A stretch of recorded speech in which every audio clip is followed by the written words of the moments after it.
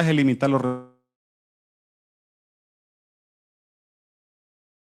espacio bastante importante donde vamos a tener un factor determinante, pero a menudo subestimado, y es el tema del control y la adherencia terapéutica en el paciente multimórbido.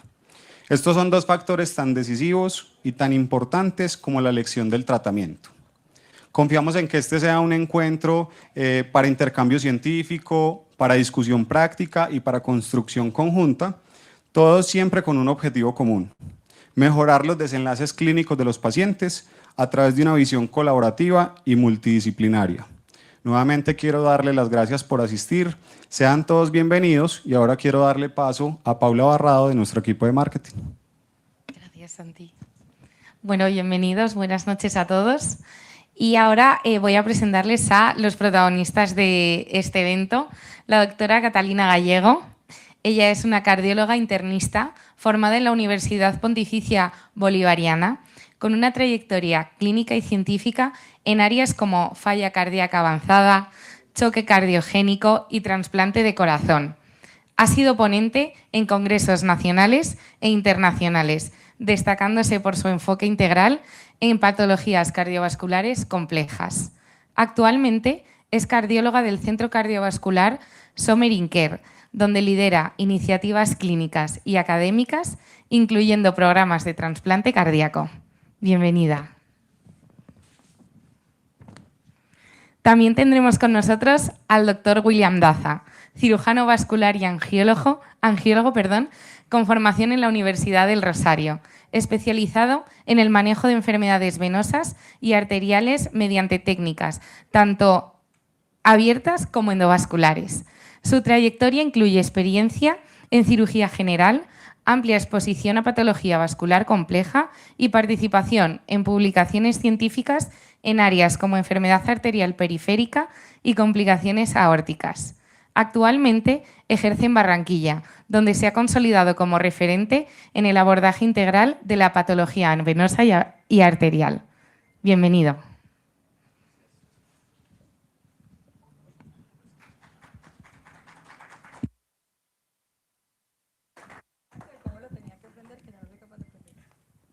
Bueno, buenas noches para todos, bienvenidos. De verdad que hace un momento les decía a las personas que estaba saludando afuera que es un placer que tengamos un evento como este. Para mí, por ejemplo, en mi experiencia, único, porque muchas veces uno tiene co-speakers de temas que son comunes a nosotros, uno trabaja con endocrinos, con nefrólogos, con otros internistas, pero sentarse con un cirujano vascular, eso es como muy raro, muy novedoso, y por eso creo que tenemos que aprovechar la oportunidad, tanto los vasculares que nos están acompañando como los clínicos que estamos, porque esto casi nunca se ve. De hecho, poder combinar dos áreas que no son como, que no parecerían tan afines, que al final se van a dar cuenta que sí lo son, es todo un reto. Así que bienvenidos, vamos a mostrarles más o menos cuál es la temática de la noche, vamos a hacer una especie más de conversatorio para que sea muy ameno para ustedes en el horario en el que estamos. Tenemos muchas personas conectadas y en línea, así que vamos a tener un espacio definido al final de la noche para preguntas. Les voy a pedir que las tengan ahí muy presentes y desde las dos áreas, desde los cirujanos vasculares que nos acompañan para saber qué le puede ofrecer un cardiólogo desde el punto de vista del abordaje de sus pacientes, y a mis colegas cardiólogos e internistas que están acá. Seguramente las preguntas que surjan son súper bienvenidas porque, les decía, esto no es un espacio que se repita de forma consciente, y hoy lo vamos a hacer con conciencia, así que bienvenidos, doctor William, muchas gracias por estar acá en Medellín y bienvenido también a mi ciudad. Les propongo un caso para empezar, porque creo que si lo aterrizamos de la manera en que les voy a mostrar a continuación, seguramente va a ser mucho más sencillo entender por qué estamos hablando de enfermedad venosa hoy con un cardiólogo y por qué vamos a hablar para el cirujano vascular este tema. Entonces, comencemos por esto. Esto es un paciente para nada ajeno a la realidad de todos nosotros. Es un señor que asistió al control y puede ser tanto que vino al control de cardiología como que vino donde el cirujano vascular por su motivo de consulta, 62 años. Este hombre dice que se está cansando al subir 2 pisos, que eso no lo tenía antes y que está teniendo episodios de presión en el pecho y de fatiga. Sus comorbilidades, las que cualquiera de nosotros tendríamos en el consultorio, y ahorita hablando con el doctor Daza decía, pues sí, este es el común denominador, es un hombre hipertenso, diabético tipo 2, tiene dislipidemia y tiene una comorbilidad que probablemente es transversal a los pacientes de todas las especialidades de enfermedades crónicas, si es que tiene obesidad o sobrepeso, si nos basamos únicamente en el índice de masa corporal, que tiene miles de discusiones en la actualidad sobre si es así la verdadera la forma correcta de evaluar al paciente desde el punto de vista de su obesidad. Él dice una cosa muy particular y es que siempre que va le dicen que va bien, que tiene sus cosas, sus números, ahorita se los muestro como muy dentro de metas y que casi nunca le hacen como cambios en su enfoque farmacológico. Tiene dos cosas en el interrogatorio, la opresión torácica, que se los pongo al lado izquierdo de la pantalla, dice que esto es a subir 2 pisos, que es desproporcionado a lo que siempre había sentido y que de hecho esto le está generando mucha alteración en su calidad de vida porque está haciendo que sea intolerante a las actividades normales. En la revisión por sistemas tiene algo muy importante, que es que tiene edema vespertino de tobillos, una pesadez de miembros inferiores importante y juiciosamente dijo que además ha tenido unas molestias hemorroidales. Yo creo que esto no es nada ajeno a un motivo de consulta usual en un programa.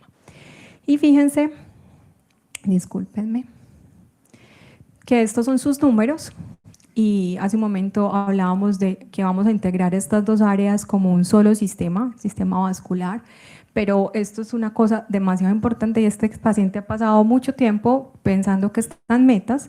Yo no sé, doctor Daza, si el paciente le dice que tiene 134/82 en su control, ¿usted qué le diría? Yo pienso que, bueno, buenas noches, gracias por la invitación. Empezando con lo que habíamos con la diapositiva anterior, es como el paciente típico que nosotros recibimos en consulta.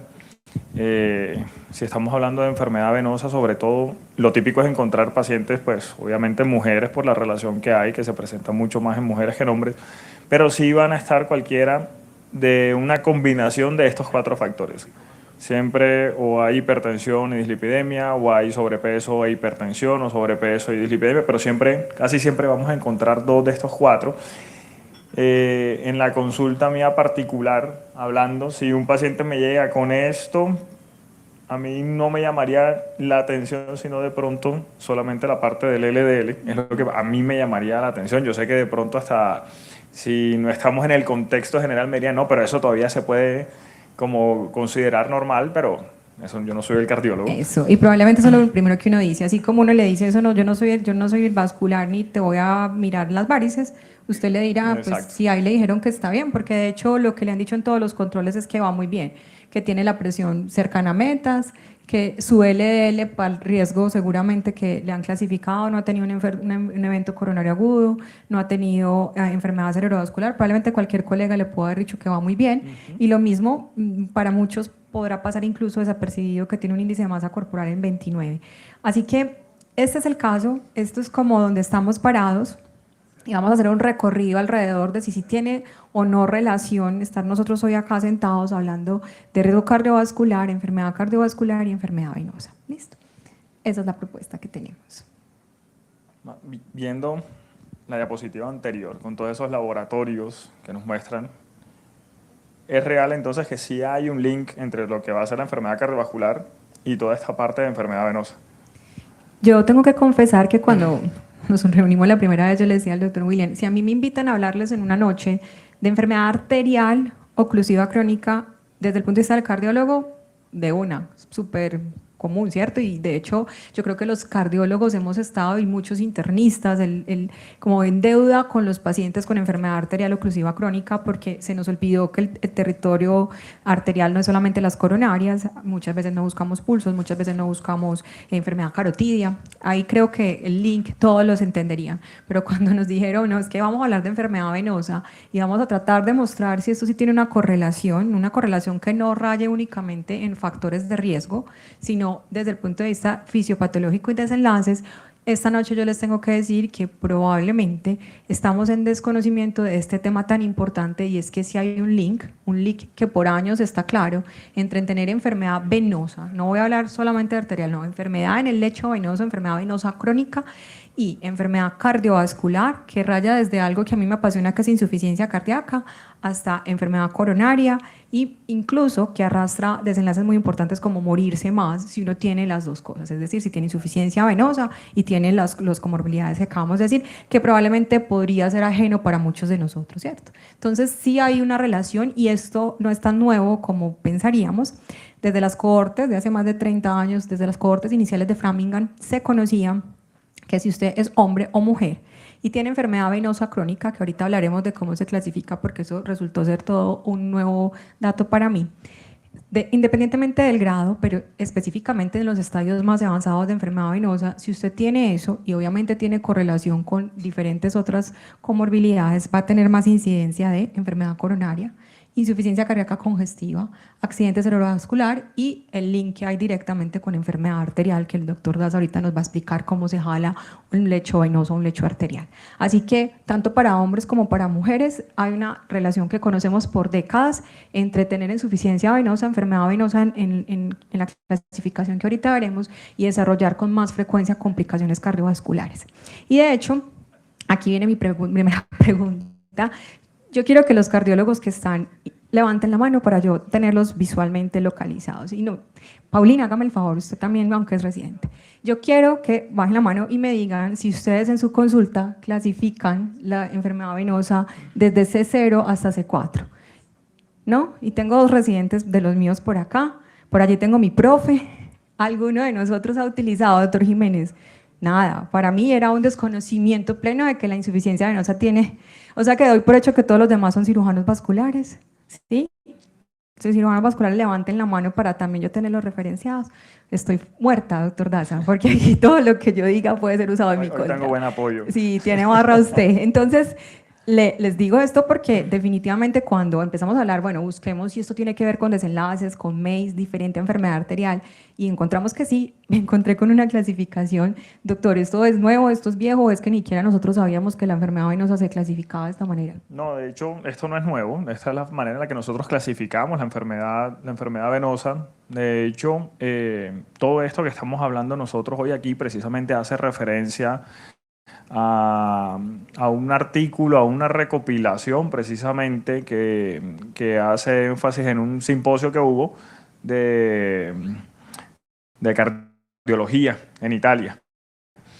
Entonces, aquí pues clasifican, digamos, de una manera muy precisa lo que va a ser en enfermedad venosa crónica, que estamos hablando de un estadio C0 a un C2, y ya cuando hablan de insuficiencia venosa crónica, estamos hablando de un estadio C3 a un C6. Entonces van a decir, bueno, pero ¿cuáles son los estadios? Nosotros hablamos lo que conocemos siempre, que es lo más común para nosotros los cirujanos vasculares, es hablar de C1 a C6.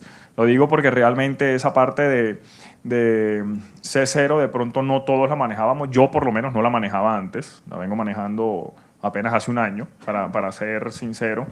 Entonces hablamos lo que son signos de enfermedad venosa sin insuficiencia. Cuando vamos a hablar de lo que son las telangiectasias o las venas reticulares, ya un C2 cuando estamos hablando de venas varicosas, C3 cuando hay edema, C4 cuando hay ya cambios tróficos en la piel, C5 es una úlcera cicatrizada y C6, que es el estadio más severo, es una úlcera activa. Obviamente no es solamente, la clasificación no se basa solamente en una C, la clasificación es la clasificación CEAP, que son más parámetros que nosotros tenemos en cuenta, pero digamos, a grosso modo o en general, o la manera rápida de hacer una clasificación de una enfermedad venosa es así, estas 6 que están ahí marcadas. Entonces, de C0 a C2 es enfermedad venosa. Enfermedad venosa de C3 crónica. para adelante es insuficiencia venosa. Ya es cuando hay mayor daño, digamos. O sea que la pueden chicanear en las historias clínicas poniendo ese dato. Nosotros los cardiólogos que nos encanta poner numeritos. ¿Y por qué quise traer esto? Porque cuando uno revisa la literatura, esto es lo que ha mostrado, lo que el doctor Daza nos decía hace un momento. A la izquierda de ustedes está estar en C0, que es tener simplemente telangiectasias oliveroreticulares, y miren cómo va esto, 13.2 de incidencia, pero hasta 23.3 cuando uno se encuentra un paciente que está entre los estadios C4, C6 con cambios en la piel. Y este es probablemente el común denominador de nuestros pacientes con enfermedad arterial periférica o con enfermedad coronaria o falla cardíaca. Probablemente uno se la encuentra por acá. Y lo que es increíble de esto, que son los datos que les muestro a continuación, es que esto tiene relevancia, con mayor incidencia de aparición de insuficiencia cardíaca, que probablemente era un dato nuevo. Miren, esto es un estudio finlandés con un número increíble de pacientes, donde aquellos pacientes que desarrollaban enfermedad venosa crónica tenían más alta incidencia incidencia y prevalencia de nuevos casos de insuficiencia cardíaca con fracción de eyección reducida y con fracción de eyección preservada. Probablemente compartiendo lo que todos vamos a decir a la final de esta noche, y es que comparten factores de riesgo, pero también fisiopatológicamente como el inicio de toda la enfermedad.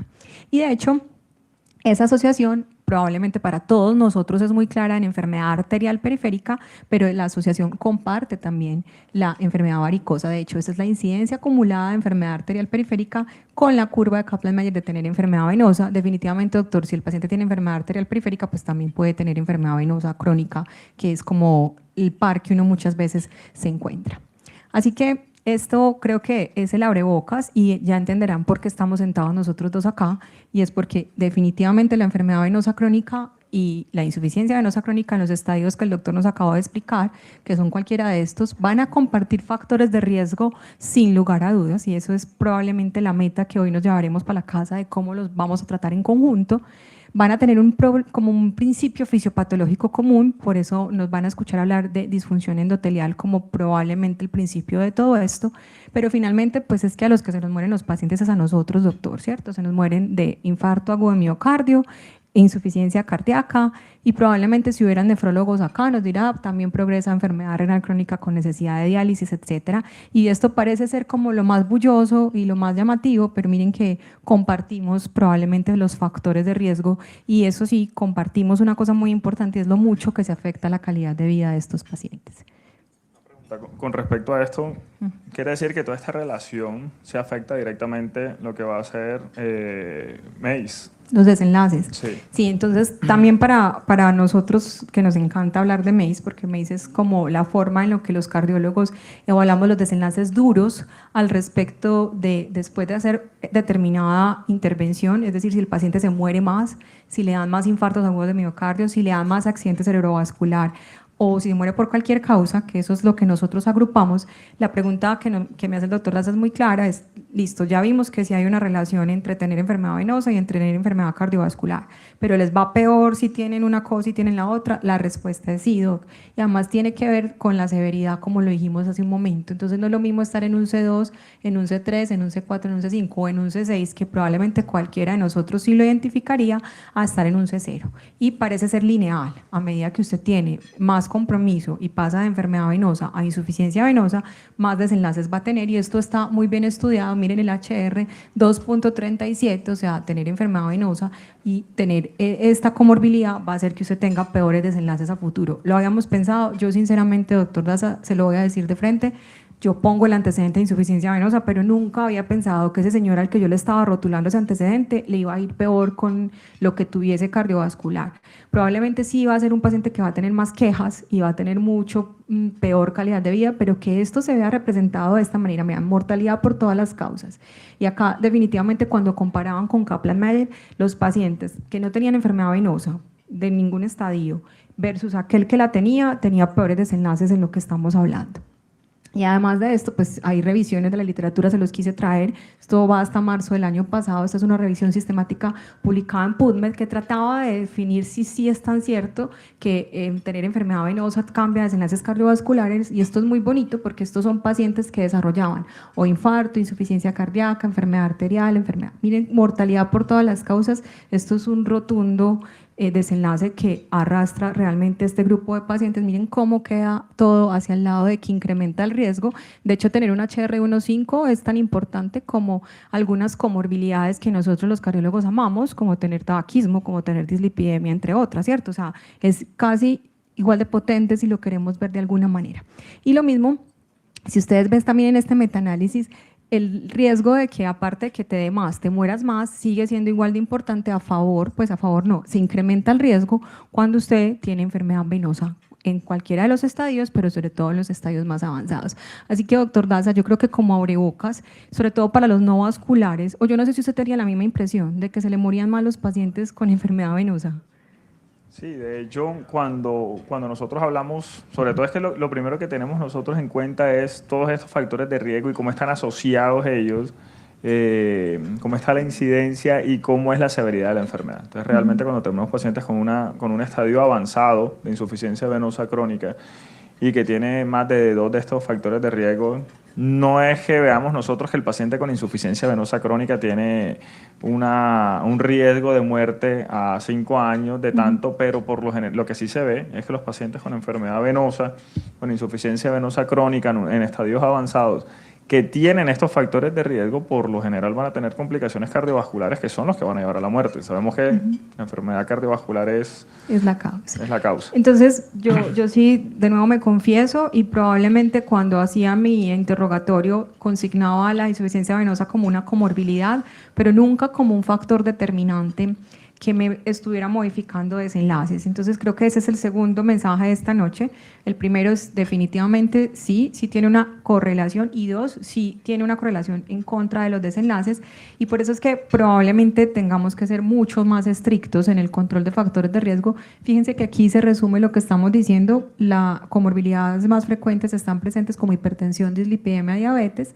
Esto nos lleva a enfermedad venosa crónica, pero a la izquierda de ustedes está lo que el doctor Daza dice, pues es que evidentemente se van a morir más y van a tener peor calidad de vida, y uno no sabe cómo a cuál de los dos contextos atribuírselo. Y es que muchas veces también estamos viendo en el contexto de enfermedad cardiovascular, por ejemplo, nosotros, digamos, a veces nos enfrascamos más en todo el tema de la enfermedad arterial periférica y no miramos el continuum, o sea, nos quedamos en que es una enfermedad arterial, y como hay una fuerte asociación de enfermedad arterial periférica, va a haber que está asociada con enfermedad coronaria, y además de eso con enfermedad carotidia, nos quedamos hablando que solamente tiene una asociación arterial. Entonces nos estamos volando ese escalón venoso antes de llegar nuevamente al corazón. Y creo que es porque incluso las alternativas y lo que uno mira es: ¿lo puedo revascularizar o no? O sea, ¿necesito un stent en la carótida o no? ¿Necesito un stent periférico? Creo que eso también ha hecho que seamos muy simplistas en el enfoque del arterial siempre identificado, y dejar como para un lado el venoso, de la misma manera en la que probablemente uno maneja síntomas, que eso lo vamos a hablar ahorita más adelante, se lo va a preguntar Doc, porque es probablemente lo que uno quisiera saber es qué más le va a ofrecer a ese paciente.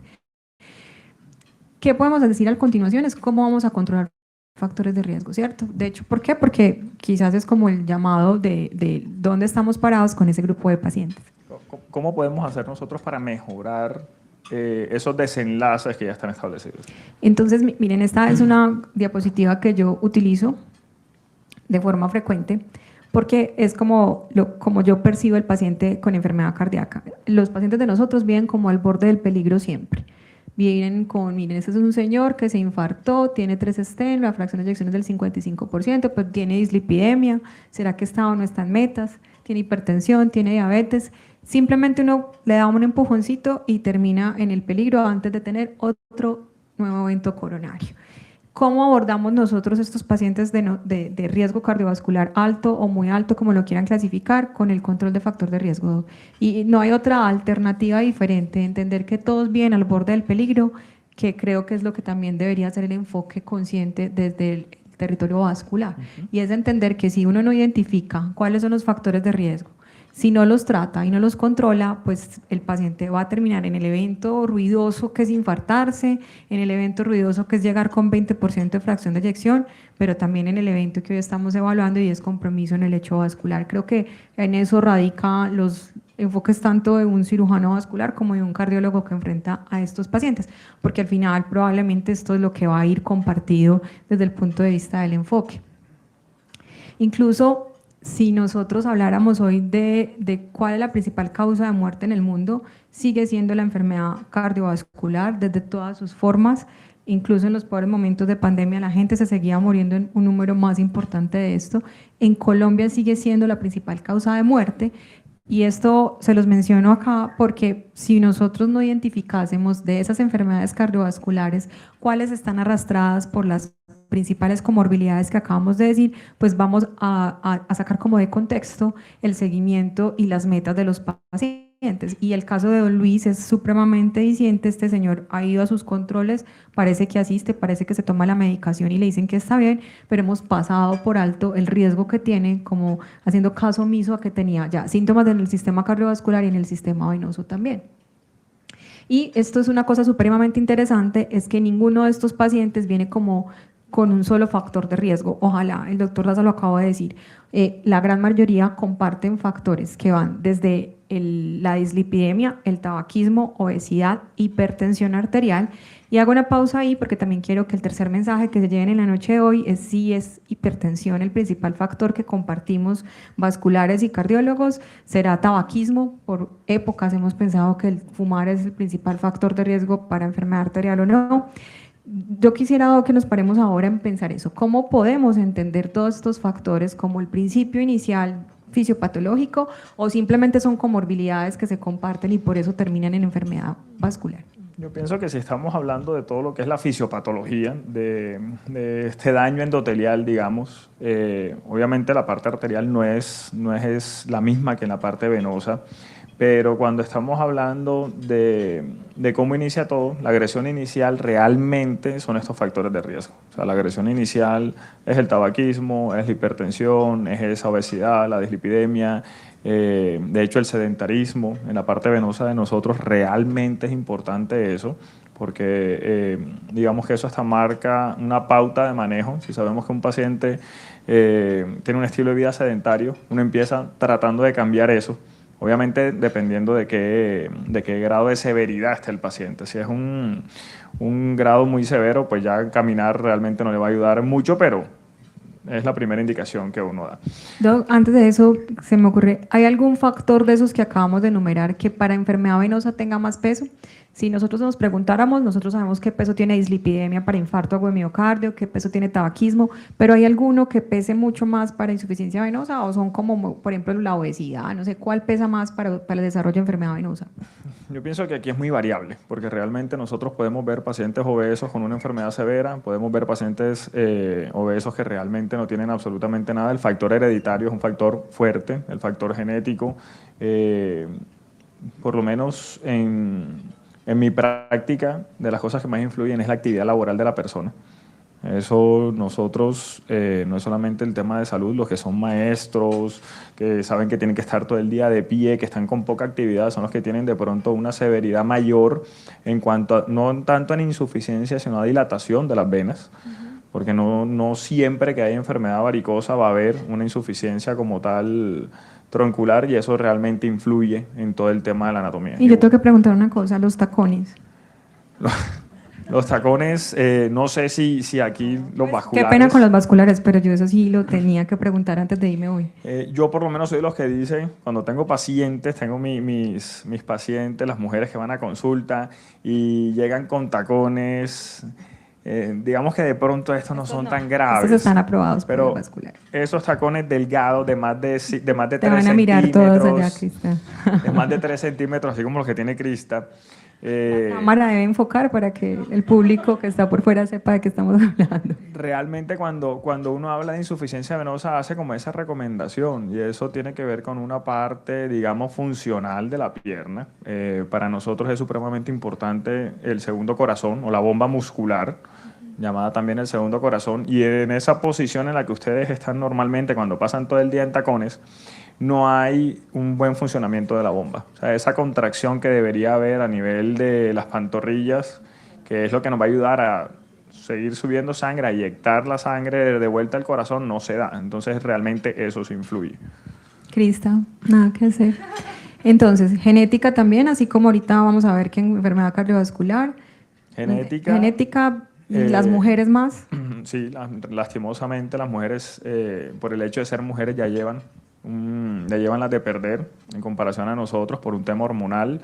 Influye obviamente la genética, la herencia, la actividad de la persona, qué tan activa es la persona, si su actividad laboral, si está todo el día sentada, todo el día de pie. El tema no es digamos estar de pie, porque eso es una pregunta frecuente. Dicen, no, es que yo me la paso sentado. El tema es realmente la falta de actividad, la falta de estar moviendo esa bomba, de estar tratando de mandar la sangre de regreso. ¿Por qué? Porque es que la función de las válvulas no es subir la sangre, la función de las válvulas es evitar que esa sangre refluya.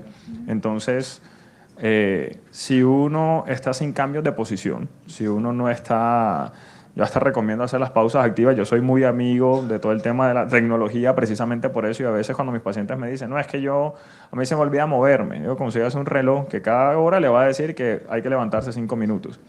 Y eso realmente influye, eso ayuda porque eso va a causar movimiento. O sea, si hablamos de esta parte, digamos por donde empieza todo es por la estasis venosa. Cuando la sangre se estanca es que va a empezar todo ese tema de presión. Obviamente va a haber el tema de la hipertensión venosa. Yo creo que más adelante hay una diapositiva de eso, esa. Precisamente cuando nosotros hablamos que hay estasis venosa, aumenta la presión, obviamente, son los factores, digamos, la agresión inicial, los factores asociados a esto. Esto va a generar que haya un aumento en la permeabilidad. Ese aumento de la permeabilidad del vaso va a dejar que salga, que es cuando nosotros hablamos de los depósitos de hemosiderina, todo esto cuando estamos hablando de los estadios iniciales. Eso también va a haber una respuesta leucocitaria, las cascadas de inflamación, todo esto genera una inflamación perivascular también. Y esto es ya cuando estamos hablando del edema crónico, por eso es cuando hablamos del C3. Sí. Ya cuando estamos hablando que los depósitos de hemosiderina se establecen, es cuando vamos a tener todo el tema de la hiperpigmentación, y llega un momento que ya va a ser tanto que es cuando empieza a haber los cambios más marcados en piel, donde va a sufrir, son hasta cambios isquémicos que hay en piel. Esto va a llevar a la aparición de las úlceras, y que es el estadio más severo. O sea, comparte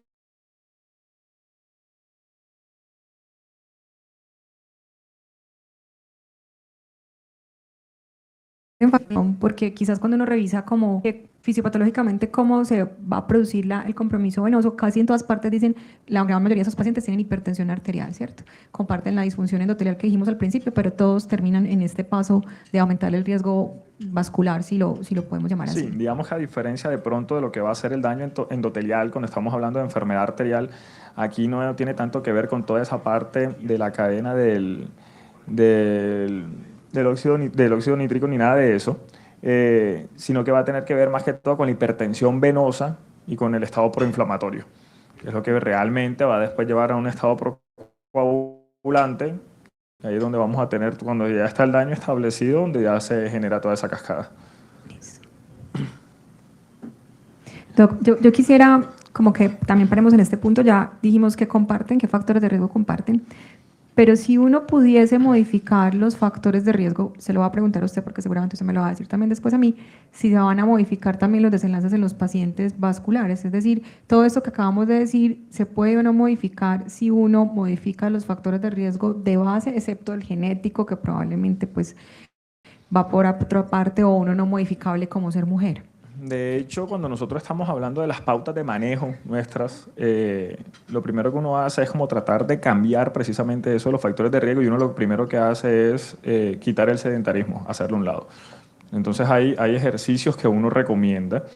El ejercicio realmente es importante, como decía, fortalecer la bomba muscular es importante porque es la que está haciendo que esa estasis venosa se acabe. Hay que estar moviendo la sangre, eso obviamente disminuye la hipertensión venosa, va a generar cambios, y digamos que en un estadio inicial eso puede mejorar. De hecho, muchos pacientes refieren que cuando ya salen a caminar de una manera constante, o hasta que hay pacientes que uno los manda, que les recomienda nadar.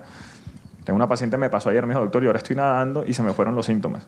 Buenísimo, lo mejor nadar. Entonces, mandemos a nadar a todo el mundo.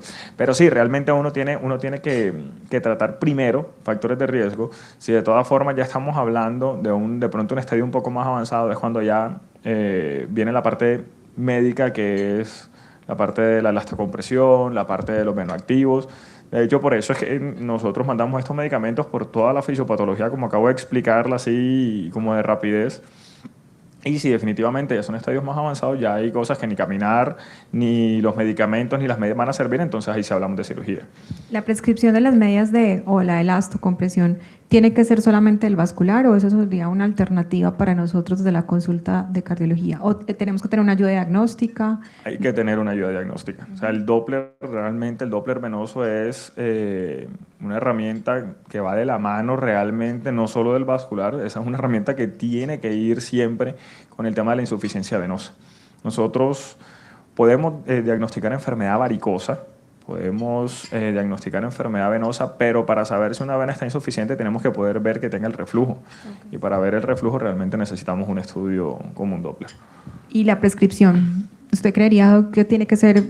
Porque yo no sé si les pasa, a mí me pasa mucho en la consulta que es más fácil que vuelvan otra vez donde mí con el Doppler, que consigan la cita con el vascular. O a usted le va a pasar lo mismo, que es más fácil que vuelvan de usted a que requisita del cardiólogo. Ese territorio que parece ahí como muy de ustedes, ¿qué considera usted que debería ser como la recomendación para los cardiólogos que están hoy conectados?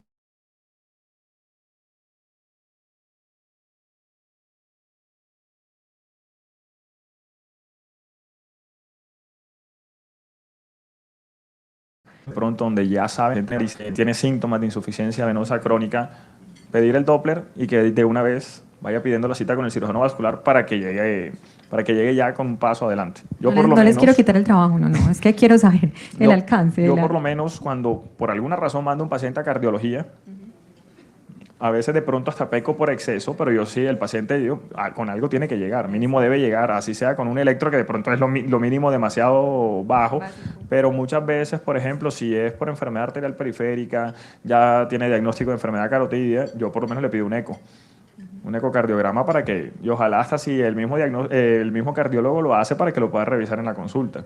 Y es que los datos son alarmantes, doctor. Esto tiene una prevalencia mundial del 65% de algún grado de insuficiencia, de enfermedad venosa hasta insuficiencia venosa. Unos costos en el sistema de salud, nosotros, los cardiólogos, enfermedad cardiovascular del 2%. Esto de la calidad de vida lo hemos hablado todo este rato y es que estos pacientes de verdad están más afectados en su día a día. Esto me parece increíble. 57% de los pacientes progresan en 13 años. Probablemente ese C0, ese C1, si uno no controla factor de riesgo, va a llegar a los otros estadios. Y miren esto, si nosotros los cardiólogos nos quejamos del subtratamiento en diabetes, hipertensión, yo no sé ustedes, pero tienen unas cifras alarmantes. 40% de los pacientes no están tratados de C4 a C6. Así que creo que ahí el número es mucho más certero que lo que estamos hoy diciendo, ¿cierto? De hecho, yo creo que nosotros tenemos un problema con todo el tema de tener claro lo que es la sintomatología de la insuficiencia venosa, de la enfermedad venosa crónica, porque muchos pacientes llegan a consulta diciendo que simplemente se quieren ver las piernas porque no les gusta la apariencia, y uno lo primero que hace es preguntar, venga, tiene síntomas como pesadez, cansancio, hormigueo, se le inflaman las piernas, y todos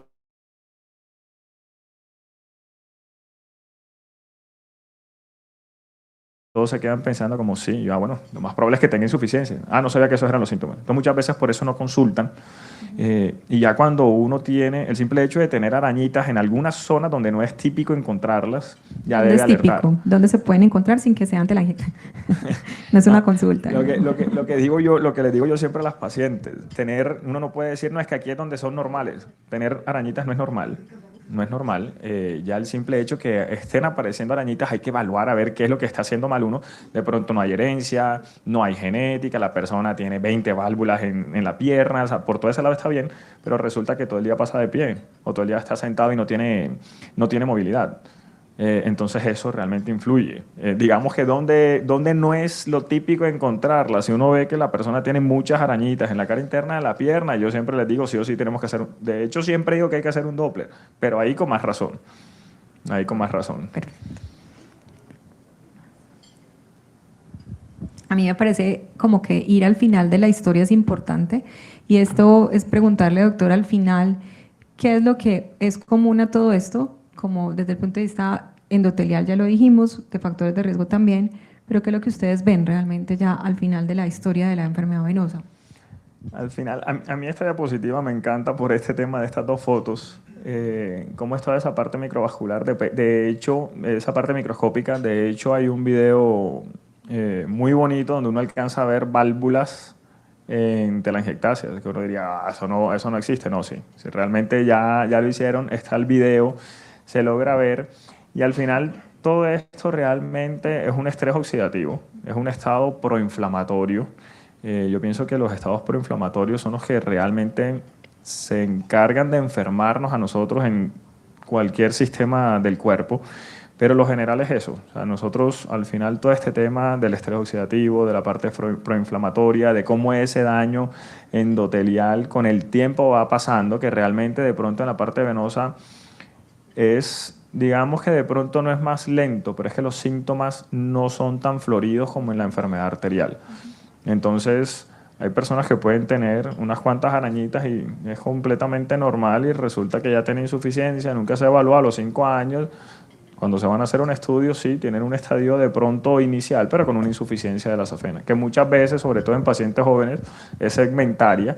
Entonces, por eso los síntomas no son tan típicos. Pero ya hay algo que nos está indicando que ya se empezaron a dañar las venas, ya están sufriendo. O sea que uno podría tener simplemente al examen físico de la angiectasias, pero ya en el Doppler tener algún grado de insuficiencia. Sí. O sea, no hay una relación lineal. Podría ser que también puede haber insuficiencia sin que haya ninguna manifestación. manifestación, ningún signo clínico como tal. Esto es lo único que yo sabía hasta esta conferencia de cómo era la insuficiencia venosa crónica. Esta era la clasificación en mi mente. Sí, realmente aquí sobre todo cuando estamos hablando en esta parte, esto es lo que a mí esta parte de la fisiopatología, realmente cuando nosotros vemos que hay daño endotelial a nivel arterial, hay que sospechar hacia el paciente. Lo que pasa es que los síntomas arteriales siempre van a ser más floridos que los síntomas venosos. Y muchas veces, como dice uno vulgarmente, arteria mata vena. Entonces, cuando hay ambas, uno se centra más que todo en hacer primero la parte arterial y cuando uno realmente, al menos que sea avanzada, la parte venosa, que haya infección o algo asociado, pero uno se centra más en hacer la parte arterial y por esa fuerte asociación con la enfermedad coronaria, con la enfermedad cardiovascular y con la enfermedad carotidia, digamos que por importancia uno le va direccionando todos los esfuerzos a estos sistemas. Entonces realmente la importancia es ver cómo continúa, si estamos hablando de flujo, cómo pasa toda esa parte arterial, cómo se conecta a lo que va a ser ya el sistema venoso para retornar al corazón. Entonces uno tiene que decir, venga, si está enfermo el sistema arterial, esto nos va a afectar directamente a toda la parte venosa, que de pronto no la va a afectar de una manera estructural, que es lo que estamos acostumbrados nosotros, pero hemodinámicamente hablando sí. Entonces eso influye realmente en los predictores de mortalidad. Y yo creo que porque por años hemos pensado eso, ¿cierto? Que los lechos arteriales se comparten y que desde la universidad nos enseñaron que si uno tenía enfermedad carotidia puede tener enfermedad coronaria al revés, pero habíamos olvidado como esto que se grafica muy bien acá y es como la combinación de los lechos vascular y arterial y los desenlaces que tienen en conjunto. Y creo que eso es como el resumen en lo que estamos parados a este momento de la noche.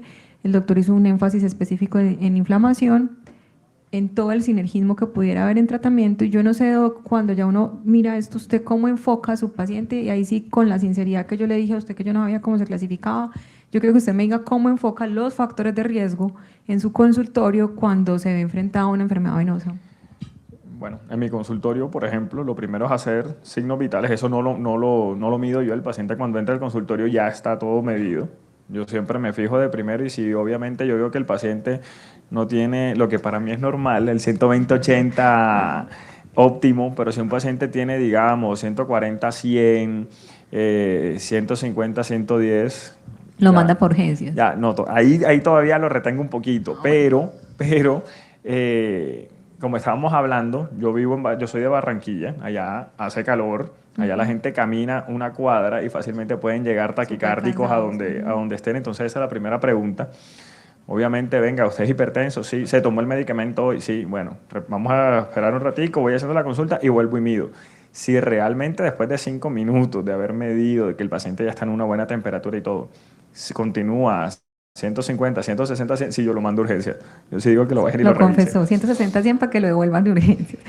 Y no ajusta los tratamientos. Por ejemplo, no tiene 160, 100, tiene lo que tenía don Luis, 140, 100. Usted hace en su enfoque, y esto es importante porque eso es lo que quisiéramos que hoy conversáramos de los dos lados, y es, ¿usted le cambia el antihipertensivo que trajo? ¿Se lo combina? No. Eso yo no me meto, yo en eso no me meto. Eso es muy bueno. Si tiene diabetes, si le muestra la glicada, ¿le ajusta algo en el...? Yo en eso no me meto absolutamente en nada. Si por lo menos me dice, doctor, venga, es que tengo este laboratorio, sí, claro, yo se lo reviso. Y si veo que la glicosilada, yo le digo, venga, usted no está juicioso, ¿quién lo está viendo? ¿Hace cuánto no va? cita prioritaria enseguida, o sea, pero eso sí, realmente, con la sinceridad del caso, no me meto. Pero si veo por lo menos un paciente que me llega a la consulta y me dice que está tomando 3, 4, 5 antihipertensivos, yo, venga, eso es una hipertensión de difícil manejo, vamos a estudiarlo un poquito más. Me voy obviamente con el apoyo de cardiología, pero me voy también un poco más hacia el lado de nosotros de vascular. Entonces me voy a ver realmente cómo están las arterias renales, voy buscándole algo más. Por el lado mío, sin abandonar al paciente, pero sí me interesa que haya un manejo interdisciplinario ahí, pero que el paciente vuelva y me cuente qué fue lo que pasó. Sí. Y eso es la iniciativa de conciencia. Es que estamos aquí hoy pensando en eso, en que yo tendría que hacer consciente el riesgo que desconocía y probablemente está viendo, si usted lo va a mandar con 140, 100 para urgencias, no hay lío. Lo importante es la identificación, no, sí hay lío porque se lo van a devolver, pero lo que sí es importante es la identificación, que es quizás como lo que le pasa al paciente y es que te han venido diciendo que él va bien y no hacemos nada y tenemos mucha inercia terapéutica y yo quiero mostrarles que realmente como tenemos cosas supremamente claras en cardiología desde el punto de vista del ajuste de la terapia farmacológica, de cosas tan sencillas como qué antihipertensivos seleccionamos nosotros los cardiólogos, si los hemos combinado o no, si los hemos enfocado al riesgo o no, y que esa sí puede hacer la diferencia del paciente. Probablemente yo no le voy a pedir a usted ni que lo titule, ni que le haga una combinación, que evidentemente mejoraría adherencia, no le voy a decir cuándo va a hacer una terapia combinada para el LDL, pero yo sí creo que el llamado es a entender que la clasificación del riesgo de ese paciente es diferente y que no deberíamos ser ajenos a la inercia. Les hablo, por ejemplo, de los antihipertensivos, porque ustedes se van a dar cuenta que el paso de los años a nosotros nos ha enseñado que el riesgo o cómo ajustamos la terapia y el manejo antihipertensivo tiene mucho que ver con qué paciente es. Entonces no es lo mismo tratar a este señor Luis, que ya tiene diabetes, que tiene obesidad, que tiene hipertensión, a un hombre de 45 años que viene por primera vez al consultorio sin ninguno de los otros factores. La selección del antihipertensivo y si lo damos combinado o no, y si su titulación tiene mucho que ver con riesgo. Así que probablemente los suyos van a tener que tener con frecuencia terapias combinadas, terapias duales, varios medicamentos como usted acaba de decir, porque van a tener más riesgo que el resto de la población, casi nunca va con un solo factor. Y aquí les hablo, por ejemplo, de cómo hay mecanismos específicamente con los IECAS, lo vamos a ver también ahorita con los ARA2, que quizás puedan ofrecer un beneficio adicional a su paciente. Los nefrólogos, por ejemplo, también ya lo entendieron que el antihipertensivo que seleccionan es aquel que les dé más protección renal. Mi invitación a los vasculares que están hoy es lo que vamos a seleccionar, tratemos de que vaya dirigido hacia el perfil del paciente que estamos hablando. ¿Por qué? Por ejemplo, con los IECAS es clarísimo que por su papel y su mecanismo de acción van a llevar angiogénesis, a disminuir o mejorar las especies reactivas del óxido nítrico, cosa que uno no podría tener con otro perfil de antihipertensivos. Con los antagonistas de los receptores de angiotensina 2 hay una cosa muy parecida también, y es qué perfil le da, así como le da perfil benéfico a los renales, también le da perfil benéfico a sus pacientes porque mejora la disfunción endotelial. Y al final de cuentas, una de las propuestas que yo les tengo a los que no son cardiólogos y están acompañándonos hoy es mire, uno, si están metas, y si no lo está, ¿qué perfil tiene farmacológico? Probablemente usted no lo va a cambiar, pero usted sí va a abrir el ojo y va a decir, este señor con un beta bloqueador, por ejemplo, podrían oírle también como si escogiera un medicamento combinado diferente. Y esto está estudiado, está claro.